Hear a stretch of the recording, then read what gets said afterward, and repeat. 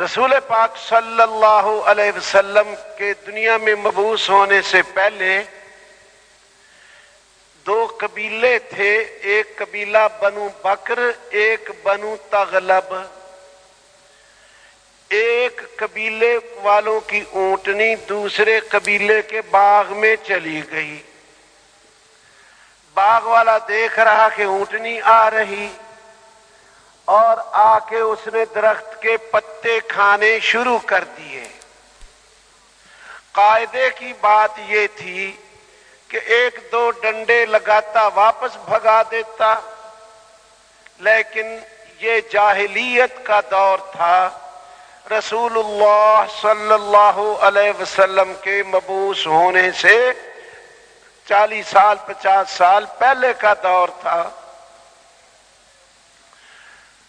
چنانچہ اس باغ والے نے تلوار کھینچی، اونٹنی کے تھن کاٹ دیے، دودھ کی جگہ کاٹ ڈالی۔ اونٹنی چیختی چلاتی اپنے مالک کے گھر پہنچ گئی۔ مالک نے دیکھا تھن کٹے ہوئے، تلوار اٹھائی، خون کے نشان دیکھتا ہوا، قدموں کے نشان دیکھتا ہوا اس باغ میں پہنچا۔ جہاں تھن کٹے تھے وہاں بہت سارا خون پڑا تھا۔ پتا چلا کہ اس باغ والے کا کام ہے۔ اب قاعدے کی بات یہ تھی، اپنے سرداروں کو جمع کرتا اور ان سے کہتا، دیکھو اس باغ والے نے میری اونٹنی کا نقصان کر دیا، نقصان پورا کروا دو۔ لیکن اونٹنی والے نے ایسا نہیں کیا، تلوار کھینچی اور باغ والے کی گردن کاٹ دی۔ باغ والے کے بیٹے اور بھائی اور قبیلہ، ان کو پتا چلا ہمارا بندہ مر گیا۔ کس نے مارا؟ فلانے نے مارا۔ اب قاعدے کی بات یہ تھی کہ وہی اپنے سرداروں کو جمع کر کے کہتے کہ ہمیں خون کا بدلہ دلوا دو، تاوان دلوا دو، دیت دلوا دو۔ جو بھی فیصلہ کرتے بات ختم ہوتی، لیکن انہوں نے ایسا نہیں کیا۔ تلواریں کھینچی اور اونٹنی والے کی گردن کاٹ دی۔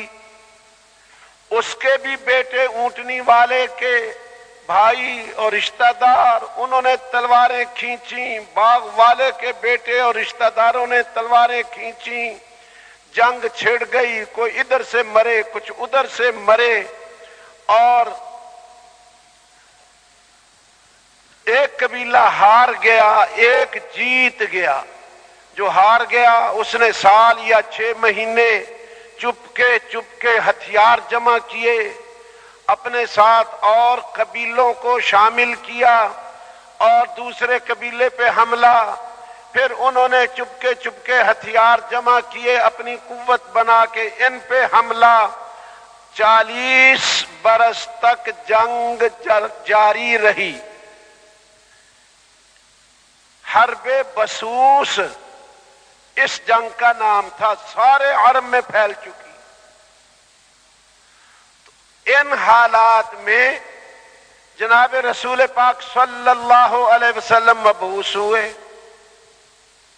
پھر انہی لوگوں میں سیدنا ابوبکر صدیق جیسے، سیدنا عمر رضی اللہ عنہ جیسے، سیدنا عثمان، علی، طلحہ، زبیر اور مہاجرین، انصار، عشرہ مبشرہ، ایسے مبارک لوگ تیار ہوئے جن کے بارے میں، ان کی مدح میں، ان کی تعریف میں قرآن اترا آسمانوں سے۔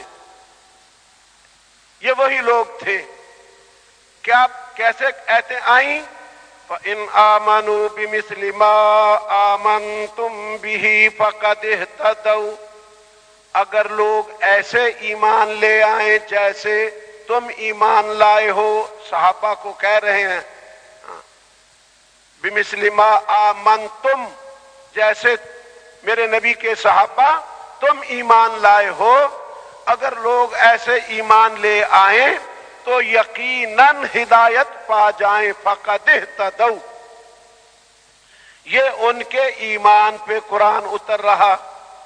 پھر ان کی عبادات پہ، تتجافى جنوبهم عن المضاجع يدعون ربهم خوفا وطمعا كانوا قليلا من الليل ما يهجعون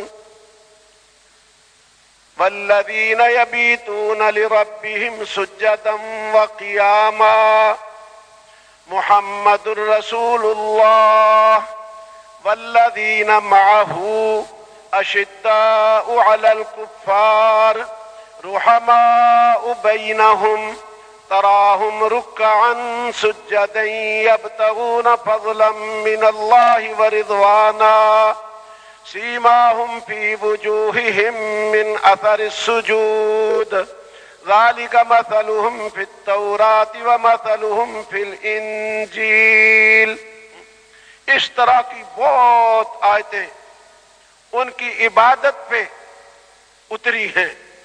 اللہ جل جلالہ تعریف کر رہا، یہ رات کو تھوڑا ہی سوتے ہیں، صبح کو استغفار کرتے ہیں، رات سجدے اور قیام میں گزارتے ہیں۔ اے مخاطب، تو ان کو کبھی رکوع کرنے والا پائے گا، دیکھے گا، کبھی سجدہ کرنے والا۔ تو یوں آیتیں ان کی عبادات پہ نازل ہوئی، انہی کے اخلاق کے بارے میں آیتیں نازل ہوئی۔ یؤثرون علی انفسہم ولو کان بہم خصاصہ، خود حاجت مند ہے، اپنی حاجت قربان کر رہا اور دوسروں کی حاجتیں پوری کر رہا۔ وَيُطْعِمُونَ الطَّعَامَ عَلَى حُبِّهِ مِسْكِينًا وَيَتِيمًا وَأَسِيرًا، کھانا کھلاتے ہیں اللہ کی رضا کے لیے یتیم، مسکین، قیدی کو۔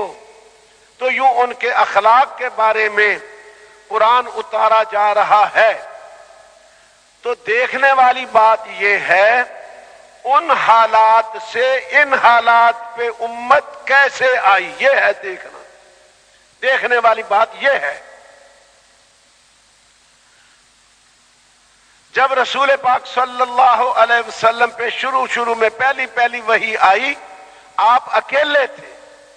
یہ باتیں دھیان سے سننی ہیں، ہاں دھیان سے سننی ہے۔ ہم ایک کام کے لیے آئے ہیں، ایک محنت سیکھنے کے لیے آئے ہیں، ہمارے سامنے ایک مقصد ہے۔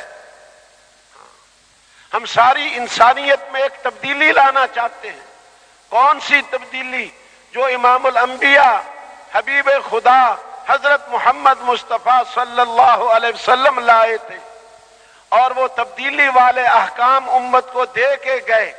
اور یہ پہلے عرض کر دیا، تبدیلی اللہ ہی لائیں گے، فاعل حقیقی اللہ پاک کی ذات ہے، ہاں قوت تقدیر اللہ پاک کی ہے۔